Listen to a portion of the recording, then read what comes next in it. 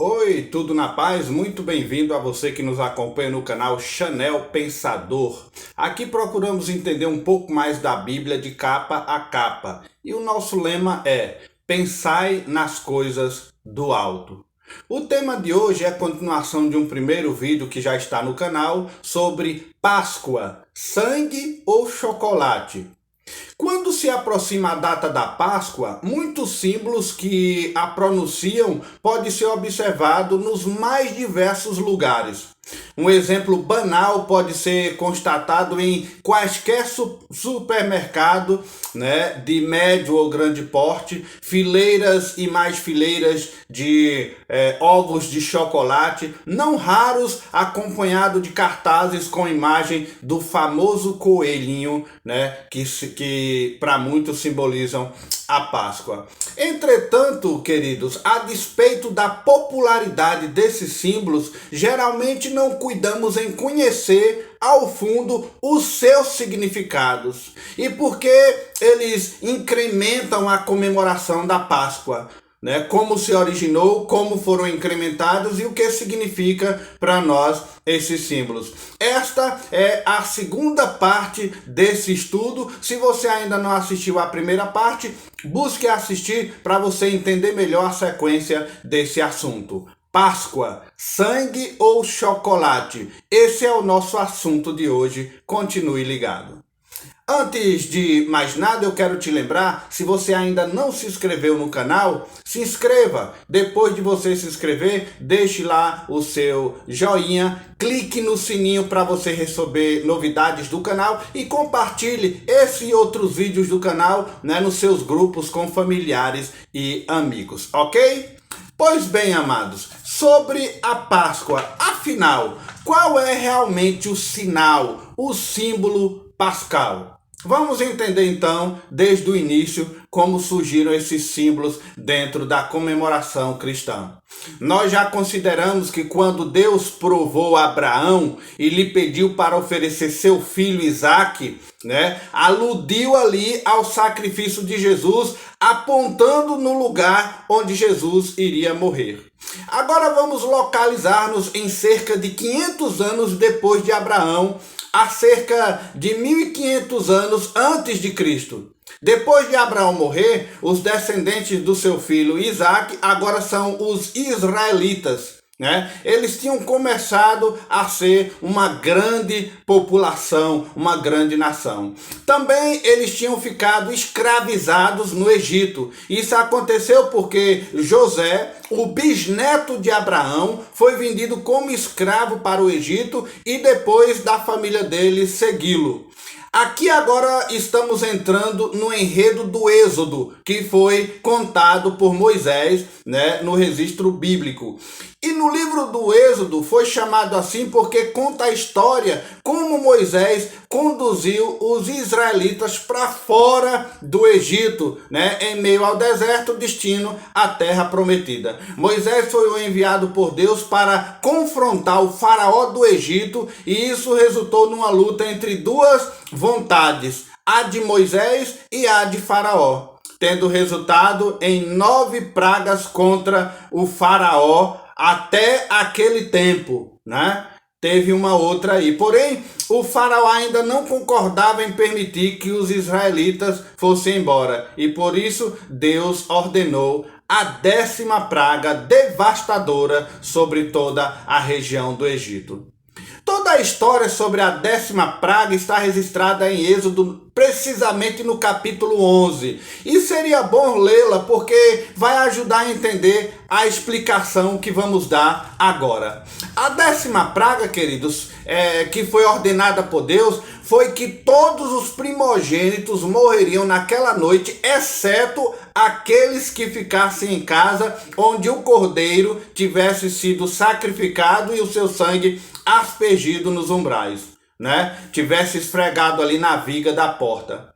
A perca de Faraó, no caso de não obedecer esse rito aí, seria o seu filho, o herdeiro, que morreria. Também cada casa do Egito perderia o primogênito caso seus habitantes não sacrificassem o cordeiro e aplicassem o sangue desse cordeiro nos umbrais, nas vigas das suas portas. Portanto, o povo do Egito estava a enfrentar ali naquele momento uma crise nacional. Contudo, nas casas onde o cordeiro tinha sido sacrificado e o sangue dele tivesse sido aplicado, nas ombreiras das portas, a promessa era que tudo iria correr bem.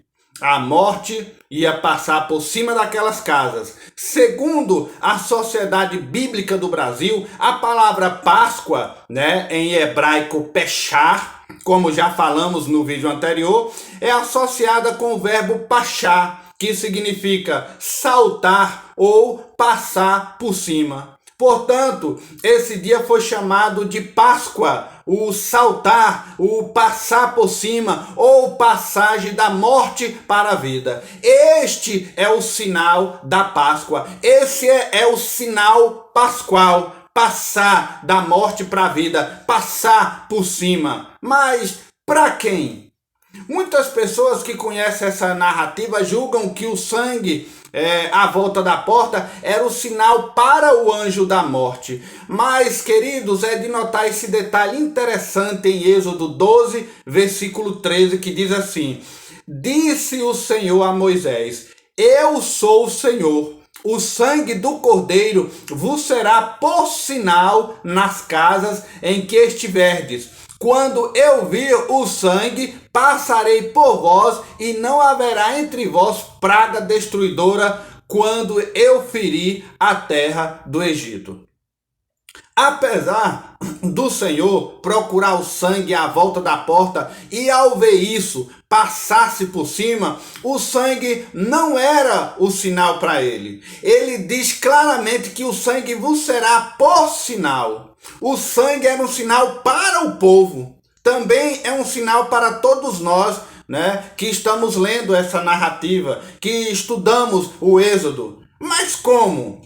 Bem, queridos, depois desse acontecimento, o Senhor ordenou, lá já no versículo 14, de Êxodo 12, ele disse assim: Este dia vos será por memorial e o celebrareis como solenidade ao Senhor. Nas nossas gerações o celebrarei por estatuto perpétuo. Sempre irão celebrar essa Páscoa.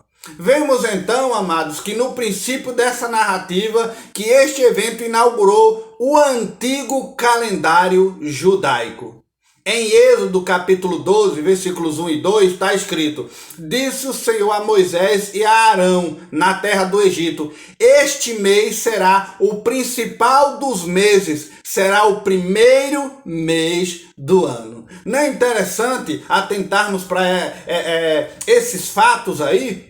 Assim, os israelitas foram mandados começar um calendário que ia celebrar a Páscoa no mesmo dia de cada ano. O calendário judaico é diferente do calendário ocidental. A data da Páscoa muda a cada ano para o calendário ocidental. Essa é uma cena moderna em que pessoas judaicas estão a preparar-se para celebrar a Páscoa em memória da primeira Páscoa que aconteceu há 3.500 anos atrás.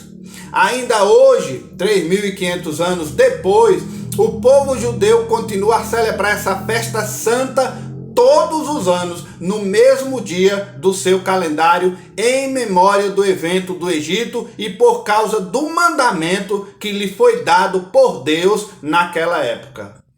Seguindo esta festa através da história, nós podemos ver uma coisa extraordinária. Pode-se notar isso no Evangelho, onde estão registrados os detalhes sobre a detenção e o julgamento de Jesus, Segundo o Evangelho de João, no capítulo 18, versículos 28 e também do 39 ao 40. Diz assim, resumindo: depois levaram Jesus para o pretório, a casa de Pilatos, né, o governo romano. Eles não entraram no pretório para não se contaminarem, mas poderem comer a Páscoa incontaminados. Pilatos disse para os líderes judeus: é costume entre vós que eu vos solte alguém, né, por ocasião da Páscoa. Quereis, pois, que eu vos solte o rei dos judeus? Então gritaram todos novamente, né, que soltasse a Barrabás.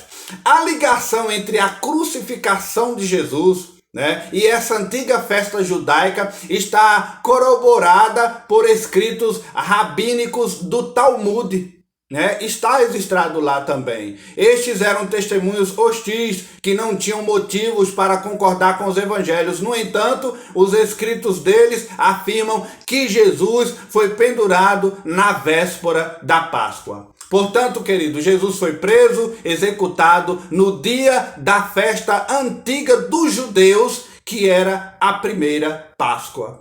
Mesmo na Páscoa, no dia quando os cordeiros são mortos, em memória dos cordeiros que salvaram os primogênitos, 1500 anos atrás antes de Cristo, então lembra-se o sinal do sacrifício de Abraão, um dos títulos de Jesus, lá em João capítulo 1, versículo 29, que diz: no dia seguinte viu João a Jesus que vinha para ele e disse: eis o Cordeiro de Deus que tira o pecado do mundo. Então o sacrifício de Abraão e Isaac, no lugar de Isaac, o cordeiro já fazia alusão ao Cordeiro de Deus que tiraria pecado do mundo. Aqui nós vimos o enredo desse sinal. Jesus é o Cordeiro Pascual. Jesus é o ponto crucial, principal da Páscoa. O sangue de Jesus é que nos traz o símbolo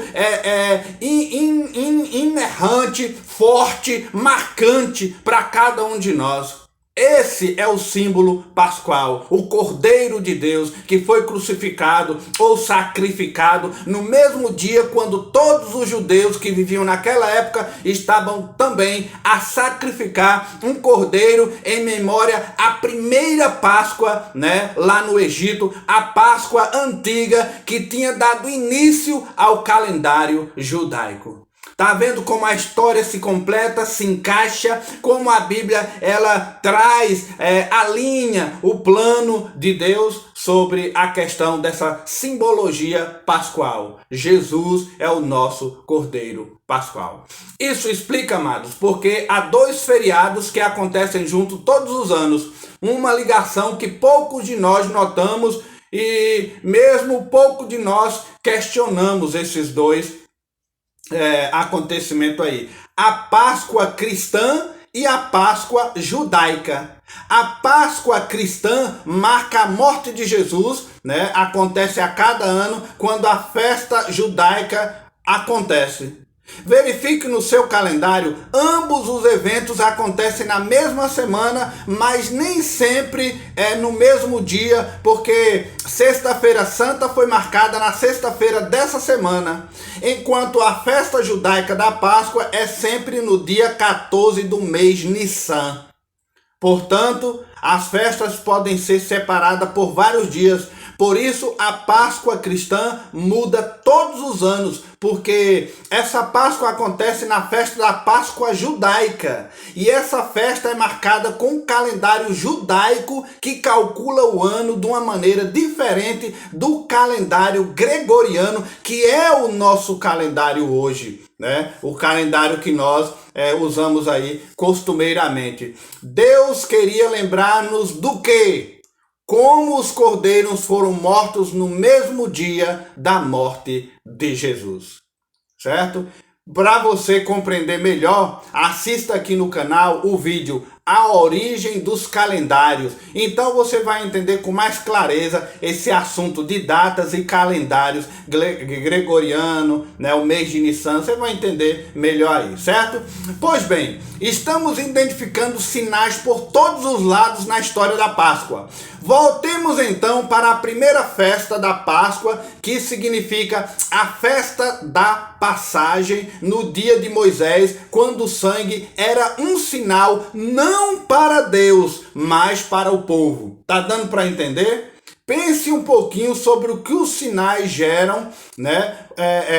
Ou no sentido geral eles fizeram em nossas vidas quando identificamos seus significados, quando compreendemos sua leitura. Os sinais mostram muito na Bíblia. A Bíblia é cheia de sinais, de símbolos, e os símbolos são mensagens ali que Deus transmite também para o seu povo. Né? Hoje em dia nós também encontramos e nos deparamos aí com inúmeros sinais quando nós vimos, por exemplo, uma caveira e ossos cruzados. Quando a gente vê isso em alguma porta, em algum ambiente, nós pensamos sobre o quê? Epa, não passe ali, perigo, morte, algo perigoso tem ali. Ou se você vê um M amarelo, né, faz nos pensar sobre o quê? O símbolo do McDonald's. O sinal na fita do jogador de tênis Nadal.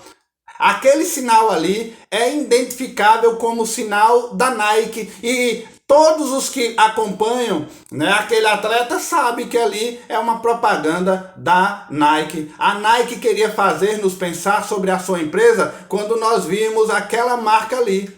Quando você vê uma bolinha amarela com a fechadura no centro, saberá que é do chaveiro Chanel. E assim por diante, símbolos, né, que trazem leitura. Você vê aquele símbolo, você já identifica o que ou quem, né? Por outras palavras, os sinais são símbolos para indicar alguma coisa. A nossa mente, além do sinal, traz também grandes, profundas, necessárias mensagens. Então, querido, a narrativa em Êxodo diz explicitamente que o sinal era para o povo e não para Deus. Mas o sinal foi estabelecido por Deus. Ele foi o autor do sinal. Como todos os sinais, esse sinal deve fazer-nos lembrar sobre alguma coisa. Sinal dado por Deus, mas para nós, em nossa direção. Deus queria nos lembrar de alguma coisa, ou fazer com que a gente se lembre de alguma coisa importante. Como os cordeiros foram mortos no mesmo dia da morte de Jesus, né? Agora veja, um dos nomes de Jesus é o Cordeiro de Deus, né? O sinal da narrativa deve estar estado a indicar o sacrifício de Jesus no futuro. O Cordeiro de Deus que tira o pecado do mundo, o símbolo principal, necessário da Páscoa. Este sinal funciona na nossa mente após nos levar a refletir nesse importante acontecimento. A festa judaica da Páscoa ou passagem é um sinal que aponta para Jesus. Nesse tempo especial que acontece a festa judaica e a festa cristã da Páscoa, a crucificação de Jesus Cristo. O sinal estava lá para indicar a morte de Jesus.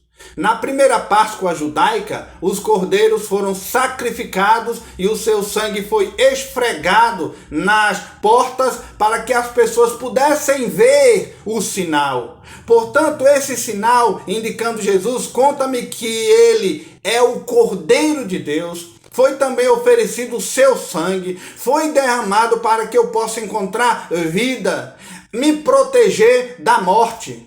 Nós vimos no sinal de Abraão que o lugar onde o carneiro morreu, em vez de Isaac, era o Monte Moriá. O significado dessa palavra era o mostrado, o mesmo lugar onde Jesus foi crucificado tempos mais tarde. O mostrado. O sinal da narrativa sobre Abraão e Isaac indica o lugar onde Jesus iria morrer. E o cordeiro que foi sacrificado no lugar de Isaac indica, era o prenúncio de Jesus, o Cordeiro de Deus.